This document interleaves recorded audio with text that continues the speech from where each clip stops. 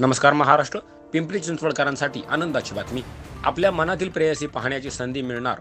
सोमवारपासून प्राध्यापक रामकृष्ण मोरे प्रेक्षागृह येथे देवदत्त कशाळीकर यांच्या छायाचित्र प्रदर्शनाचे गुरु ठाकूर यांच्या हस्ते सोमवारी उद्घाटन. प्रत्येकाने आपल्या हृदयातील नाजूक कप्प्यात प्रेयसीची आवडती प्रतिमा चिरंतन जपलेली असते. अशीच प्रेयसी सुप्रसिद्ध छायाचित्रकार देवदत्त कशाळीकर यांनी त्यांच्या कल्पनेतून आणि कॅमेऱ्यातून टिपली आहे. ही प्रेयसी आणि निसर्ग यांचं नातं छायाचित्र प्रदर्शनातून कलारसिक प्रेक्षकांसाठी सादर केले आहे.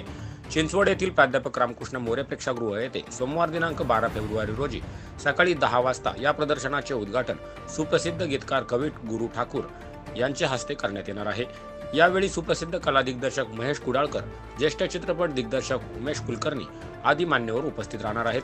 बुधवार दिनांक 14 फेब्रुवारी पर्यंत सकाळी 10 ते सायंकाळी 7 वाजेपर्यंत हे प्रदर्शन सर्व कलारसिकांना विनामूल्य पाहण्याची संधी छायाचित्रकार कशाळीकर यांनी उपलब्ध करून दिली आहे.